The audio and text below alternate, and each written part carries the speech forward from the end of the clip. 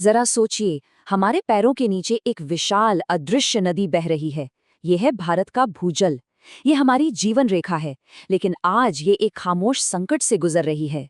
हाल ही में central ground water board यानी CGW ने भारत के गतिशील भूजल संसाधन 2025 नाम से एक रिपोर्ट जारी की है, और इसी रिपोर्ट ने इस संकट की गहराई को हमारे सामने लाकर रख दिया है।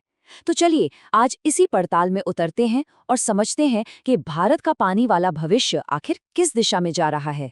सबसे पहले इस मुद्दे की विशालता को समझने की कोशिश करते हैं। पूरी दुनिया में जमीन से जो भी पानी निकाला जाता है, उसका 1/4 हिस्सा 25% अकेला भारत इस्तेमाल करता है। जी हाँ, हम दुनिया के सबसे बड़े भूजल उपभोक्ता हैं।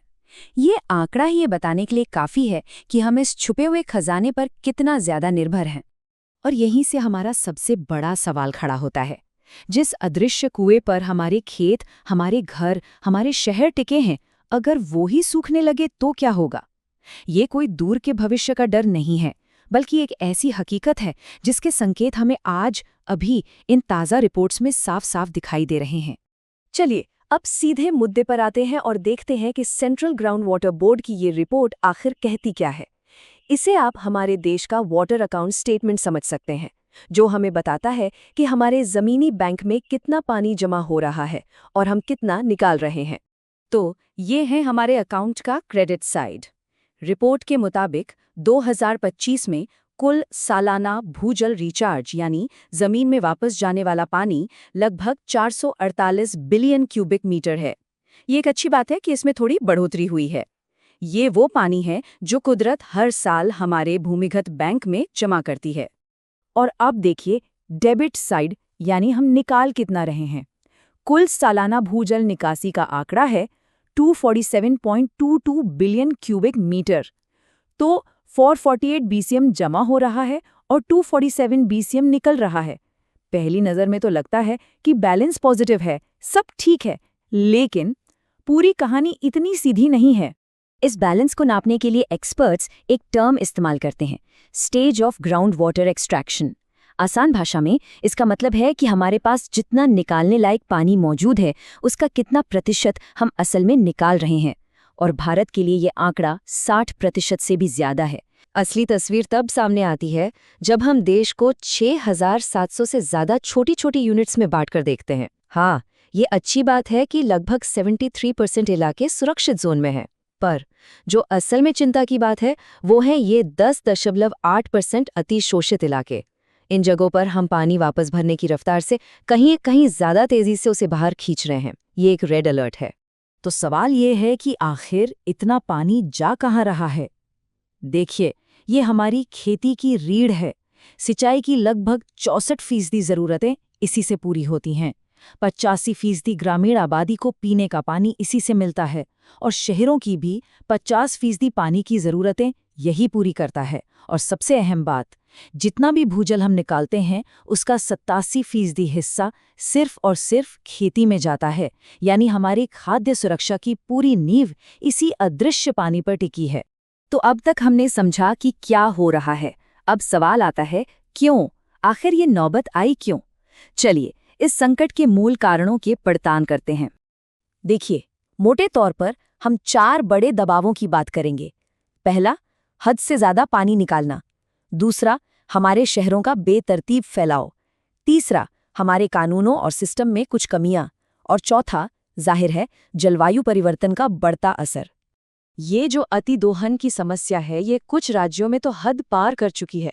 मिसाल के तौर पर राजस्थान, पंजाब, हरियाणा और दिल्ली। ये वो राज्य हैं जो 100% से भी ज्यादा पानी निकाल रहे हैं। मतलब जितना पानी जमीन में एक साल में वापस जाता है, उससे ज्यादा वो बाहर खींच रहे हैं।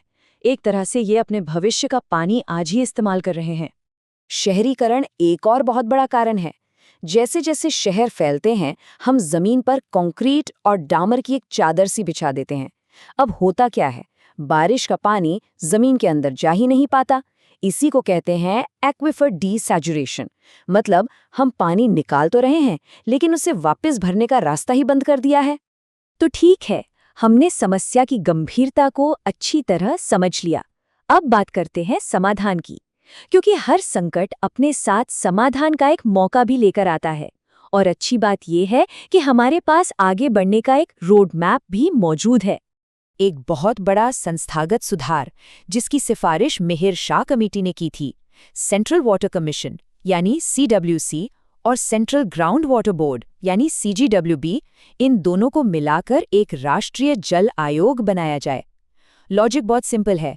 कुदरत जमीन के ऊपर के पानी और नीचे के पानी में कोई भेद नहीं करती, तो फिर हमारा मैनेजमेंट सिस्टम अलग अलग क्यों हो? हमें एक इंटीग्रेटेड अप्रोच की जरूरत है। कानूनी सुधार भी उतने ही जरूरी हैं। हमारा मौजूदा कानून 1882 का है, जो कहता है कि जिसकी जमीन उसके नीचे का पानी भी उसका। प्रस्तावित सुधार इस सोच को बदलने की बात करता है। भूजल को जमीन के मालिकाना हक से अलग करके एक सामुदायिक संसाधन के तौर पे मैनेज किया जाना चाहिए। इससे स्थानीय निकायों को ताकत मिलेगी और जरूरतमंदों को भी पानी पर कानूनी हक मिल पाएगा। सरकार की तरफ से भी कई महत्वपूर्ण पहलें शुरू की गई हैं, जैसे अटल भूजल योजना है, जो लोगों की भागीदारी से जल प्रबंधन पर जोर देती है।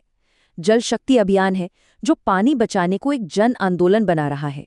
मिशन अमृत सरोवर के तहत हमारे पारंपरिक तालाबों को फिर से जिंदा किया जा रहा है, और नेशनल एक्विफर मैपिंग प्रोग्राम के जरिए हमें हमारे भूमिगत जल भंडारों का एक सटीक नक्शा मिल रहा है।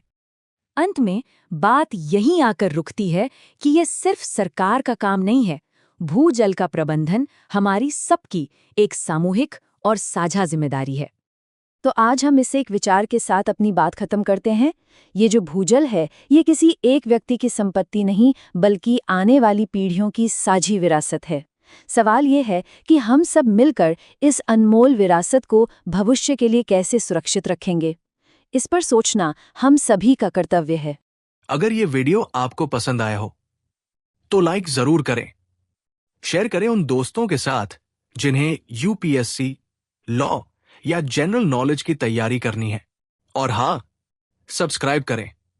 आप अपने सुझाव या सवाल नीचे कमेंट में लिख सकते हैं।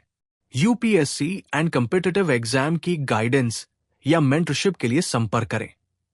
Our contact information is given in description. धन्यवाद। मैं हूं कृणाल ठाकुर। मिलते हैं अगले भाग में। जय हिंद।